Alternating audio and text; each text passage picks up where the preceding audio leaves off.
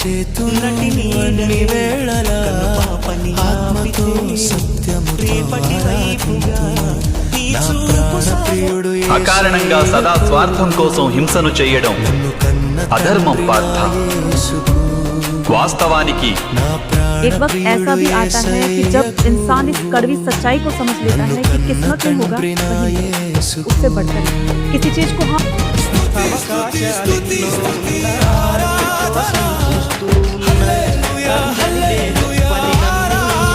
ನಾನು ಸುಮ್ಮನೆ ಹೇಳ್ತಾ ಇರೋದಲ್ಲ. ನಾನೇ ಸ್ವತಃ 5ನೇ ತರಗತಿಯಿಂದ ನಾನು ಶಾಲೆಗೆ ಹೋಗಿಲ್ಲ. ಈ ಬಾರಿ degree first year political science BA ಮಾಡ್ತಾ ಇದ್ದೆ.